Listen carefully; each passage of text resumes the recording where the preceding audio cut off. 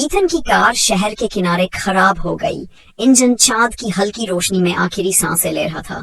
सामने जो शहर था उसका नाम था ग्रेवुड। ऐसा नाम जो ईथन ने पहले कभी नहीं सुना था, जबकि वो बस कुछ घंटे की दूरी पर ही पड़ा हुआ था। मदद की उम्मीद में वह खाली लैंप से रोशन गलियों में चल पड़ा। खाली थी लेकिन मरी हुई नहीं थी। हर घर की खिड़कियों से रोशनी आ रही थी। पर्दे के पीछे परछाइयां हिल रही थीं। दुकानें खुली थीं और उनकी ट्यूबलाइटें बज रही थीं। लेकिन ईथन के दिमाग में कुछ अजीब सा चुभ रहा था। रात के 3 बजे थे, फिर भी कोई भी थका हुआ नहीं लग रहा था। एक वेट्रेस बहुत बड़ी मुस्कान के साथ आई और बिना पूछे ही कॉफी डाल दी। काउंटर पर बैठा एक आदमी कई मिनटों तक अपने कप को हिलाता रहा, पर एक घूंट भी नहीं पिया। चारों ओर धीमी धीमी बातें हो रही थीं, जैसे कोई लगातार चलने वाला बैकग्राउंड शोर। कार खराब हो गई? वेट्रेस ने चहकते हुए पूछा। हाँ, ईथन ने कहा। मुझे एक टो ट्रक चाहिए और शायद रात बिताने के लिए कोई जगह। डाइनर में एक पल के लिए अजीब सी चुप्पी छा गई। फिर अचानक सब लोग और तेज आवाज में बात करने लगे। वेट्रेस की मुस्कान थोड़ी लड़खड़ा गई। उसने कहा, यहाँ अब कोई नहीं सोता। क्या मतलब? ईथन का दिल जोर से धड़कने लगा। वेट्रेस झुककर धीरे से बोली, तुम्हें यहाँ नहीं आना चाहिए था।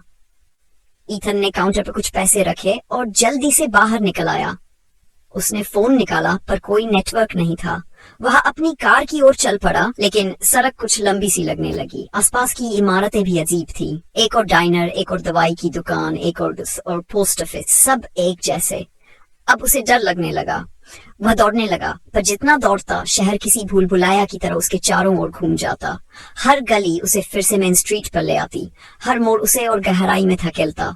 लोग उसे देख रहे थे। अब उनकी आंखें खाली थीं, उनकी मुस्कानें नकली। कुछ लोग उसे धीरे धीरे आराम से पीछा कर रहे थे, जैसे उन पास अनगिनत वक्त हो।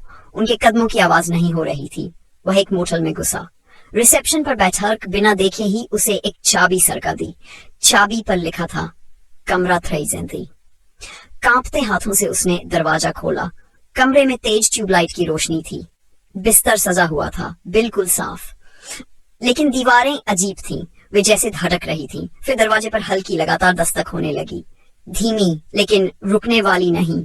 पीपहोल से उसने देखा, शहर के लोग दरवाजे के बाहर जमा थे, मुस्कुरा रहे थे। धीरे धीरे दरवाजा थपथपा रहे थे, फुसफुसा रहे थे। जागते रहो, वे धीरे धीरे बोल रहे थे, हमारे साथ रहो।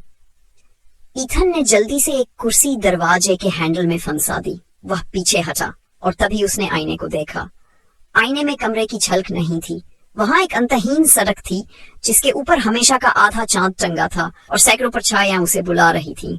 उसका सिर भारी हो गया। शरीर नींद मांग रहा था, लेकिन अंदर कहीं से आवाज आई, अगर यहाँ सो गए तो फिर कभी नहीं जाग पाओगे। घंटों या शायद दिनों तक यही चलता रहा।